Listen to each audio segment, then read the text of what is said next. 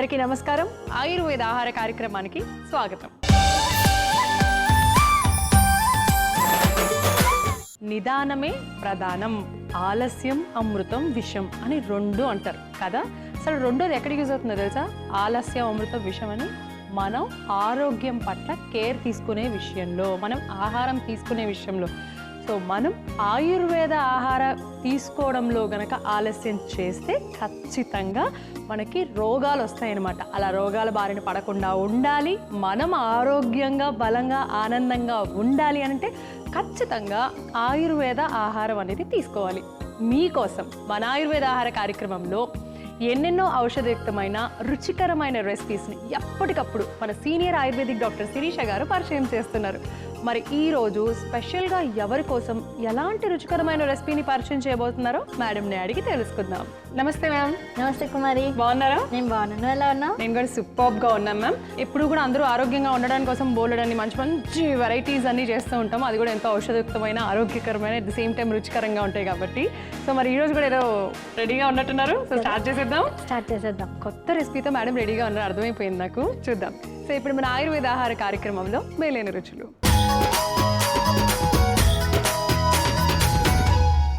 మేలైన రుచుల్లో ఎవరి కోసం ఎలాంటి రెసిపీని అందించబోతున్నారు? సో మనకి రక్తాన్ని శుద్ధి చేసేటువంటిది, అంటే బ్లడ్ ప్యూరిఫైర్గా పనిచేసేటువంటిది, అలానే మనకి చర్మం పైన వచ్చేటువంటి వ్యాధులన్నింటినీ కూడా దీర్ఘకాలికంగా కాకుండా తొందరగా నివారింపజేసేటువంటి ఒక మంచి రెసిపీని మనం తయారు చేసుకోబోతున్నాం. ఏంటి మ్యామ్ అది? సో అదే నూరు వరహాల చట్నీ.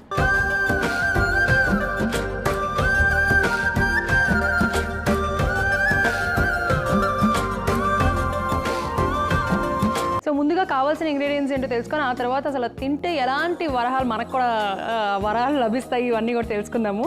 ఫస్ట్ కావాల్సిన పదార్థాలు: 100 వరహాల పువ్వులు, చింతపండు, నువ్వులు, జీలకర్ర, వెల్లుల్లి రెబ్బలు, ఎండుమిర్చి, కొబ్బరి తురుము, కరివేపాకు, ఉప్పు, ధనియాలు, నూనె.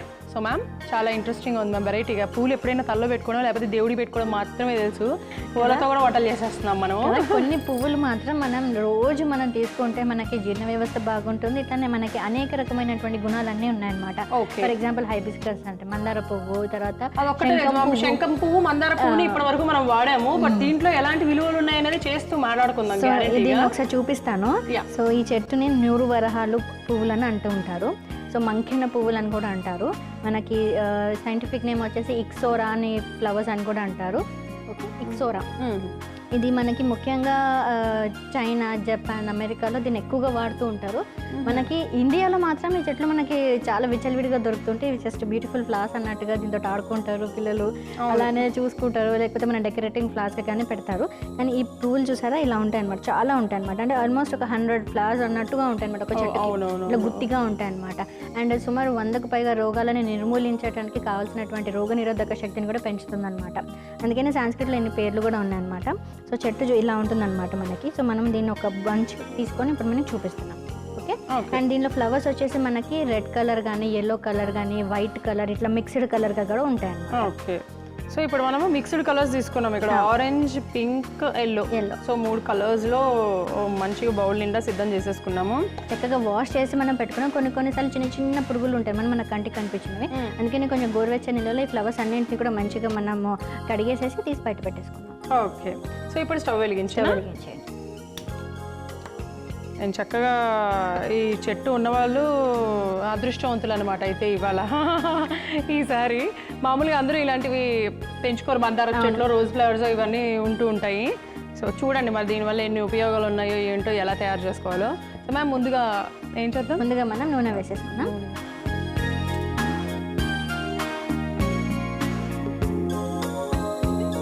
సరిపోతుంది. ఇంకొక స్పూన్ అండి. ఇంకొక స్పూన్. అండ్ ముఖ్యంగా ఇది మనం చిన్నపిల్లలకు కూడా వాడుకోవచ్చు అనమాట.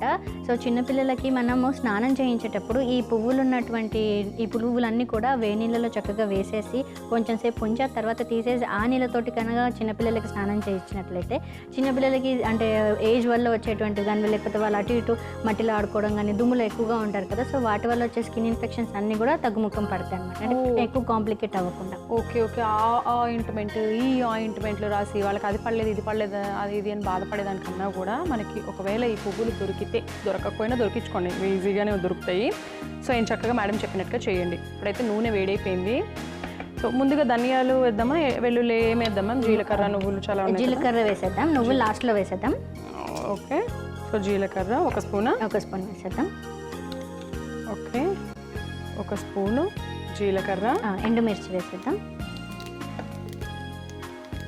ఎండుమిర్చి ఎంత? ఒక హాఫ్ వేసేసేయండి. హాఫ్.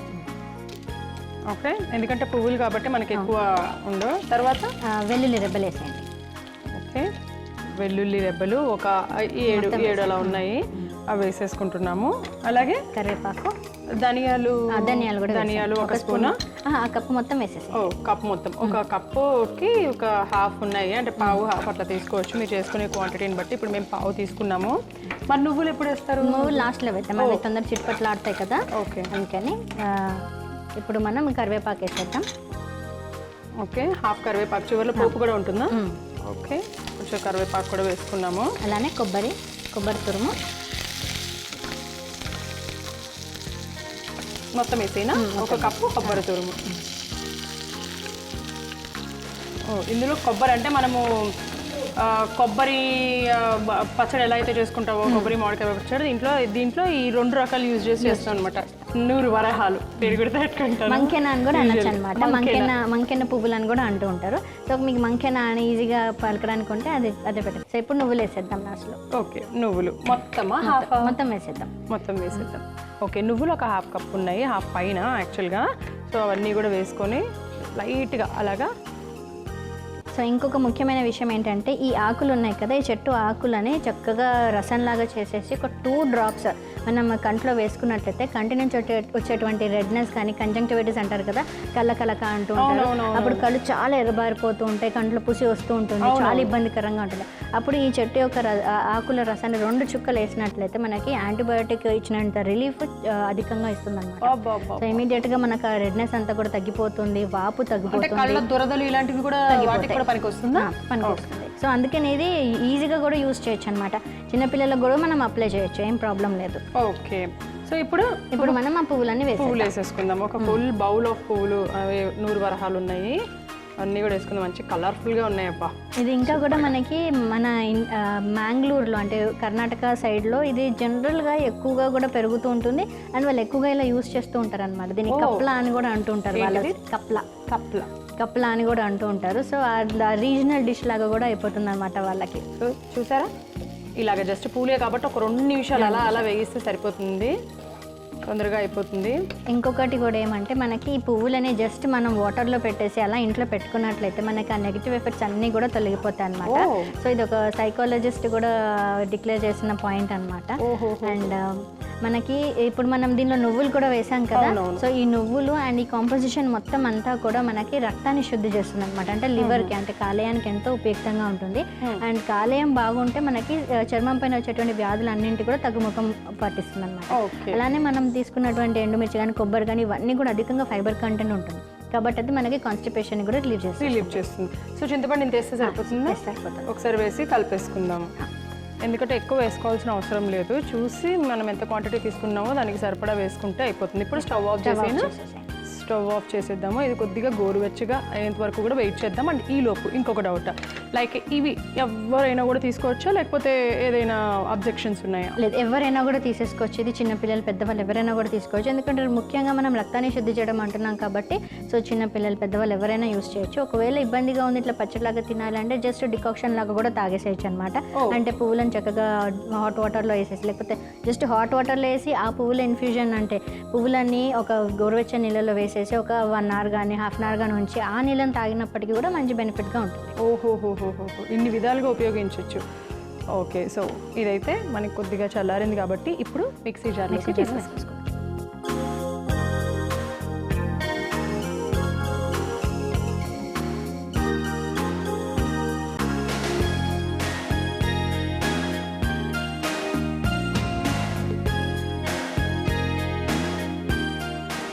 ఇప్పుడు దీంట్లోనే సరిపడా ఉప్పు కూడా వేసేసుకుందాం మనం. సరిపోతుంది. ఆయుర్వేద శాస్త్రంలో ఇది పిత్త కఫహరంగా కూడా పనిచేస్తుందని మన శాస్త్రంలో కూడా చెప్పారనమాట. సో మనం ఇది వాడేసుకోవచ్చు. కొంచెం వేసుకుందాం, మరీ ఎక్కువ అవసరం పడక. ఓకే సరే. సో ఇప్పుడు ఈ మిశ్రమాన్ని అంతా కూడా మనం చక్కగా గ్రైండ్ చేసేసుకుందాం. సో ఇప్పుడు మనం తయారు చేసుకున్న మిశ్రమం ఎలా ఉందో చూద్దాం. సో చూసారా ఎంత చక్కగా ఉందో మనం గ్రైండ్ చేసుకున్నటువంటిది. సో ఇప్పుడు ఈ మిశ్రమాన్ని అంతా కూడా మనం బౌల్లోకి వేసేసుకుందాం.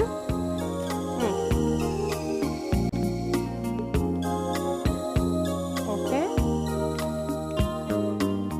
సో వావ్, నాకైతే మంచి నువ్వులు ధనియాలు ఆ కాంబినేషన్లో ఆ ఫ్లేవర్ సూపర్ వస్తుంది, మంచి అరోమా. సో ఇప్పుడు ఇంకెందుకు ఆలస్యం, పచ్చడి కాబట్టి మంచిగా పోపు పెట్టేసుకుందాము. ఓకే, జస్ట్ లైట్గా ఒక 1 టీ స్పూన్ నూనె వేసేసుకొని పోపు వేసేసుకుందాం. 1 టీ స్పూన్ జీలకర్ర వేసేద్దాం. ఓకే అయిపోయింది. అలాగే ఒక ఎండుమిర్చి ఇంకోటైనా. ఇప్పుడు స్టవ్ ఆఫ్ చేసేసేద్దాము. ఒకసారి జస్ట్ అట్లాగా అలా అలా వేగించుకొని ఎండుమిర్చిని, కరివేపాకు కూడా వేసేసుకుందాం.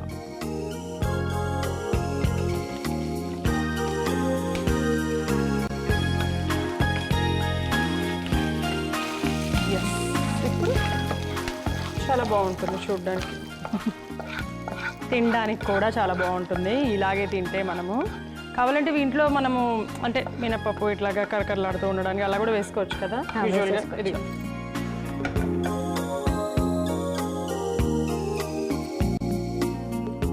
సో చూసారా ఎంత చక్కగా ఉందో. సో అంత మంచి అరోమా కూడా వస్తుందన్నమాట. సో రక్తాన్ని శుద్ధి చేస్తూ అలానే మనకు వచ్చేటువంటి చర్మ సంబంధిత వ్యాధులన్నింటినీ కూడా ఉపశమనింపజేసేటువంటి నూరు వరహాల చట్నీ రెడీగా ఉందన్నమాట. సో ఇది మనం చపాతీలోకి కానీ అలానే నెయ్యి వేసేసుకొని ఒక ముద్దలో కలిపేసుకొని కూడా తినేసేయచ్చు, వైట్ రైస్లో కూడా. ఓకే, సో చూసారు కదా. సో ఇప్పుడు మనం తయారు చేసింది చట్నీ. అంటే బేసిక్గా అన్నంలోకే చక్కగా నెయ్యి వేసుకొని తింటాము. కాకపోతే ఇదైతే మేడం చెప్పినట్టుగా చపాతీలు పరాటాలు ఇలా రకరకాల వాటిల్లో కూడా తింటే చాలా బాగుంటుందంట. అవును, ఇంతకీ ఈ పూలు చలవ చేస్తాయేమో లేకుంటే ఎట్లా అన్నట్టు? మనకి చలవ చేస్తుంది. ఈ పువ్వులన్నీ కూడా పిత్త కఫహారంగా పనిచేస్తాయి అన్నాయి కదా. సో పిత్తానికి సంబంధించినటువంటి అలానే కఫ సంబంధిత వ్యాధులకు కూడా నిర్మూలన ఉంటుంది. ఓహో, సో చలవ కూడా చేస్తుంది, చలవ చేస్తుంది. సో చూసారు కదా.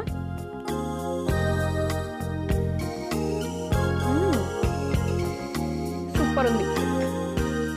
నిజం చెప్పాలంటే నాకు అదేది పూలు పచ్చడి తయారు చేసుకొని తిన్నాము అనే ఫీలింగ్ అయితే లేదు. బట్ ఇక్కడ కొబ్బరి ధనియాలు ఇవన్నీ డామినేట్ చేసేసినాయి. ఆ టేస్ట్ అనేది లైట్గా యాడ్ అయింది, ఆ పూల టేస్ట్. బట్ చాలా బాగుంది, అందరూ కూడా తినచ్చు, అందరికీ నచ్చుతుంది. తప్పకుండా ట్రై చేసేసేయండి. సో మరి ఈ నూరు వరహాల చట్నీ తయారు చేసుకోవడానికి కావాల్సిన పదార్థాలు, తయారు చేసే విధానం మరొకసారి మీకోసం. నూరు వరహాల చట్నీ తయారు చేసుకోవడానికి కావాల్సిన పదార్థాలు: నూరు వరహాల పువ్వులు, చింతపండు, నువ్వులు, జీలకర్ర, వెల్లుల్లి రెబ్బలు, ఎండుమిర్చి, కొబ్బరి తురుము, కరివేపాకు, ఉప్పు, ధనియాలు, నూనె. నూరు వరహాల చట్నీ తయారు చేసుకునే విధానం: ముందుగా స్టవ్ వెలిగించి పాన్ పెట్టుకొని 2 చెంచాల నూనె వేసి వేడి చేసుకోవాలి. నూనె కొద్దిగా వేడయ్యాక 1 చెంచా జీలకర్ర, తగినన్ని ఎండుమిర్చి, కొన్ని వెల్లుల్లి రెబ్బలు, 1/2 కప్పు ధనియాలు, కొద్దిగా కరివేపాకు, 1 కప్పు కొబ్బరి తురుము, 1/2 కప్పు నువ్వులు వేసుకొని కలుపుతూ వేయించుకోవాలి. ఆ తర్వాత కడిగి పెట్టుకున్న నూరు వరహాల పువ్వులు, చింతపండు వేసి కలుపుకుంటూ కాస్త మగ్గించుకొని ఆ తర్వాత స్టవ్ ఆఫ్ చేసి మిశ్రమం చల్లారాక మిక్సీ జార్లోకి తీసుకొని అందులో రుచికి సరిపడా ఉప్పు కూడా వేసి మెత్తగా గ్రైండ్ చేసుకోవాలి. గ్రైండ్ చేసుకున్న మిశ్రమాన్ని ఒక బౌల్లోకి తీసి పక్కన పెట్టుకోవాలి. ఇప్పుడు స్టవ్ వెలిగించి పాన్ పెట్టుకొని 1 చెంచా నూనె వేసి వేడయ్యాక 1 చెంచా జీలకర్ర, ఎండుమిర్చి, కొద్దిగా కరివేపాకు వేసి వేగించుకొని స్టవ్ ఆఫ్ చేసి ఈ పోపును గ్రైండ్ చేసుకున్న మిశ్రమం మీద వేసుకుంటే చర్మ సంబంధిత వ్యాధుల అన్నింటినీ ఉపసంహరించి రక్తాన్ని శుద్ధి చేసే నూరు వరహాల చట్నీ రెడీ.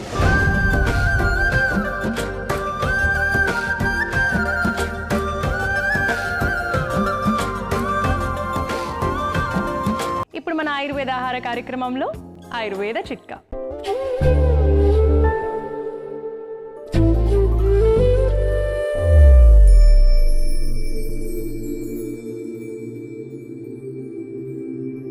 నోటిపూతతో బాధపడే వారందరికీ కూడా ఆయుర్వేదంలో ఒక చక్కని చిట్కా ఉంది. అదేంటంటే 1 టీ స్పూన్ తెల్ల నువ్వులను తీసుకొని మంచిగా పేస్ట్ లాగా చేసేసుకొని కొంచెం వాటర్ కలిపేసుకొని ఆ మిశ్రమాన్ని ఎక్కడైతే అల్సర్స్ ఉన్నాయో, నోటిపూత ఉందో దాని మీద చక్కగా అప్లై చేసి ఒక 15 నిమిషాలు అలానే ఉంచి గోరువెచ్చని నీళ్ళతో పుక్కిలించినట్లయితే నోట్లో ఉన్నటువంటి పూత అలానే రెడ్నెస్, ఎర్రదన్నం కానీ నొప్పి కానీ ఇవన్నీ కూడా చక్కగా ఉపశమనింపజేస్తాయి.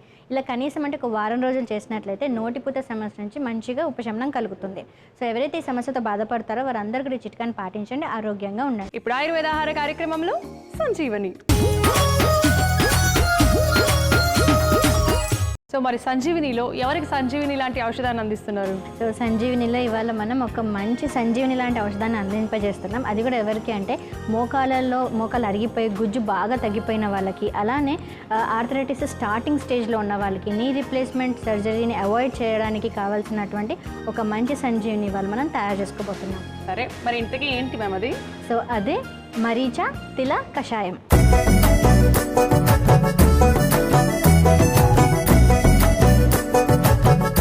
మరీచా తిల కషాయం అని అన్నారు కాబట్టి మరి దానికి కావాల్సిన పదార్థాలు ఏంటో చూసేద్దాం. మిరియాలు, దాల్చిన చెక్క, నల్ల నువ్వులు, పసుపు. కావాల్సిన పదార్థాలు తెలుసుకున్నాం కదా, ఇప్పుడు ఎలా తయారు చేయాలో ఏంటో కూడా చూసేద్దాం. సో మ్యామ్, సో ఇప్పుడు మనం స్టార్ట్ చేసేద్దాం. స్టవ్ వెలిగించేసుకొని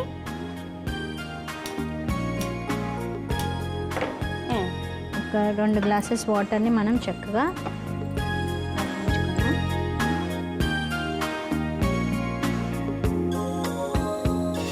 2 గ్లాసెస్ వాటర్, 2 గ్లాసులు నీళ్లు పోసుకొని చక్కగా మరిగించుకోవాలి. సో ఇప్పుడు మనం ఏం చేద్దామంటే మిరియాలు ఉన్నాయి కదా, మరీచా అంటే మిరియాలు అనమాట ఆయుర్వేద శాస్త్రంలో. సో ఇవి మనం 1 టీ స్పూన్ మొత్తం తీసుకొని వేసేద్దాం. సో దాల్చిన చెక్క హాఫ్, ఈ క్వాంటిటీకి హాఫ్ తీసుకుందాం. అంటే ఒక 3-4 చిన్న చెక్కలు తీసేసుకున్నా సరిపోతుంది. ఓకే, ఒక 4 చెక్కలు తీసుకున్నాం చిన్న చిన్నవి. అలానే నువ్వులు మాత్రం ఎక్కువ క్వాంటిటీ అనమాట. అంటే ఒక 2 స్పూన్స్ వరకు కూడా మనం తీసేసుకోవచ్చు. 2 స్పూన్స్ ఉంటుంది కదా. నువ్వులు ఏంటి నల్ల నువ్వులు తీసుకున్నారు? మామూలుగా మనకి తెల్ల నువ్వులు కూడా ఉంటాయి కదా, డిఫరెన్స్ ఏమన్నా ఉందా? డిఫరెన్స్ ఎక్కువగా ఉంది. నల్ల నువ్వులలో మనకి కాల్షియం అబ్జార్ప్షన్ కానీ కాల్షియం కంటెంట్ కానీ అధికంగా ఉంటుంది అనమాట. సో అందుకనే మనం ఎప్పుడు ప్రిఫర్ చేసినా నల్ల నువ్వులనే ప్రిఫర్ చేయాలి. ఇది మనం ఔషధంగా ప్రిపేర్ చేస్తున్నాం కాబట్టి మనం ఖచ్చితంగా నల్ల నువ్వులే ప్రిఫర్ చేయాలి. ఇప్పుడు నల్ల నువ్వులు కంపారిటివ్లీ నల్ల నువ్వులో కాల్షియం ఎక్కువ ఉంటుంది, అధికంగా ఉంటుంది. Okay okay. ఇది లాస్ట్ లో అంటే కొంచెం మనం మరిగించాలన్నమాట. యాక్చువల్ గా మనము ఎప్పుడైతే మనకి జాయింట్ పెయిన్స్ స్టార్ట్ అయ్యాయి అంటే కొంచెం నడవడానికి ఇబ్బంది అవుతుంది, లేకపోతే వాపు వచ్చింది, కొంచెం నడిచినా కానీ కాళ్ళు విపరీతంగా నొప్పులు వచ్చేస్తున్నాయి, మడవడానికి ఇబ్బందిగా ఉంది, ఇన్ని లక్షణాలు అన్నీ కనిపిస్తుంటాయి కదా, ఆ టైంలోనే మనం ఇలాంటి డికాక్షన్స్ డైలీ తాగినట్లయితే మనకి సిమ్టమ్స్ అన్నీ కూడా ఉపశమనం చెందుతాయి. అలానే ఆస్టియోపోరోసిస్ కానీ ఏజ్ వల్ల వచ్చేటువంటి జాయింట్కి సంబంధించిన ప్రాబ్లమ్స్ కానీ బోన్కి సంబంధించిన ప్రాబ్లమ్స్ అని రాకుండా అరికడుతుంది అనమాట. సో ఇప్పుడు ఇదేంటి, ఇప్పుడు మనం ఒక హాఫ్ టీ స్పూన్ పసుపు కూడా వేసేద్దాం. సో ఇది మనకి ఆయుర్వేద శాస్త్రంలో ఈ కాంపోజిషన్ అంతా కూడా వాతాహారంగా పనిచేస్తుందని చెప్పారనమాట.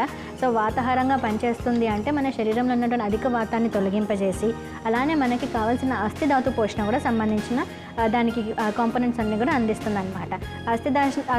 అస్థిధాతు యొక్క పోషణ జరిగింది అంటేనే మన ఎముకలు చాలా దృఢంగా ఉన్నట్టు, అలానే మన హెయిర్ గ్రోత్ కూడా బాగుంటుంది.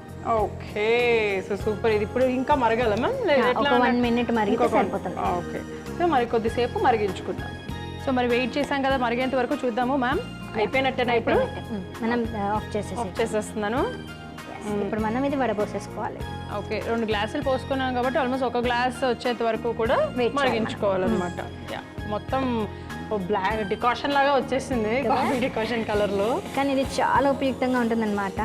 సో ఇంకా మనకి ఈ నువ్వులలో కూడా మనకి కాల్షియం, ఫాస్ఫరస్, ఐరన్ అధికంగా ఉంటుందన్నమాట. ఓ,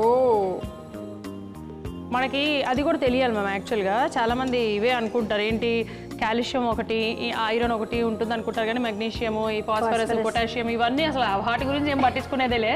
సో మనకి వీటిలో అవన్నీ కూడా లభిస్తాయి. ఆ మైక్రో న్యూట్రియంట్సే మనకి జాయింట్స్లో వచ్చేటువంటి ఆ గుజ్జిన పదార్థాన్ని ఒక దగ్గర చేర్చడానికి, ఆస్టియోపోరోసిస్ రాకుండా ఉపయుక్తంగా ఉంటుంది అనమాట. సో ఆ మైక్రో న్యూట్రియంట్స్ అనేటువంటివి మన శరీరానికి చాలా ఇంపార్టెంట్ అనమాట. ఓకే, అండ్ సో ఇన్ని ఉపయోగాలు ఉన్నటువంటిది. అలానే మనకి శరీరంలో ఉన్నటువంటి అన్ని ధాతువుల పోషణ చేస్తూ, ముఖ్యంగా అస్థిధాతు పోషణ చేస్తూ, ఎముకలు దృఢంగా బలంగా ఉండడానికి ఉపయుక్తమైనటువంటి మరీచా తిల కషాయం రెడీగా ఉంది. అండ్ ఇంకొకటి ఏంటంటే ఇది తాగేసేసి ఆ డికాక్షన్లో ఉన్నటువంటిదంతా మనం ఏదైతే ఫిల్టర్ చేస్తామో ఆ మెటీరియల్ అంతా పడేయకూడదు అనమాట. దాంట్లో ఉన్న నువ్వుల్ని 1 టీ స్పూన్ మాత్రం మన ఆవిలి తినేసేయాలి. నువ్వులు ఒకటి నువ్వులు మంచిది. మంచిది. ఓకే, సో విన్నారు కదా, మనం తయారు చేసే దాంట్లో ఏది వేస్టేజ్ ఉండదు, మరింత బలాన్నే మనకు అందిస్తూ ఉంటుంది. సో మరి చూసారు కదా, దీనికి కావాల్సిన పదార్థాలు, తయారు చేసే విధానం మరొక్కసారి మీకోసం. మరీచా తిల కషాయం తయారు చేసుకోవడానికి కావాల్సిన పదార్థాలు: మిరియాలు, దాల్చిన చెక్క, నల్ల నువ్వులు, పసుపు. మరీచా తిల కషాయం తయారు చేసుకునే విధానం: ముందుగా స్టవ్ వెలిగించి గిన్నె పెట్టుకొని 2 గ్లాసుల నీళ్లు పోసుకొని వేడి చేసుకోవాలి. నీళ్లు వేడయ్యాక అర చెంచా మిరియాలు, 4 చిన్న ముక్కల దాల్చిన చెక్క, 1 చెంచా నల్ల నువ్వులు వేసి బాగా మరిగించుకోవాలి. మిశ్రమం బాగా మరిగాక అర చెంచా పసుపు కూడా వేసుకొని కలుపుకొని మరి కాసేపు మరిగించి స్టవ్ ఆఫ్ చేసి సర్వింగ్ గ్లాసులోకి వడపోసుకుంటే మోకాళ్లలో ఉండే గుజ్జుని పెంచి శరీరంలో ఉండే అన్ని ధాతువులకు పోషణను అందించే మరీచా తిల కషాయం రెడీ.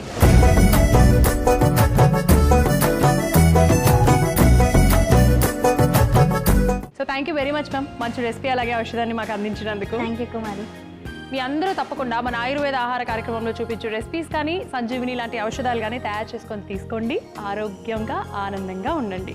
సో మళ్ళీ వచ్చే ఎపిసోడ్లో కలుసుకుందాం. అంతవరకు చూస్తూనే ఉండండి ఈటీవీ అభిరుచి. నమస్తే.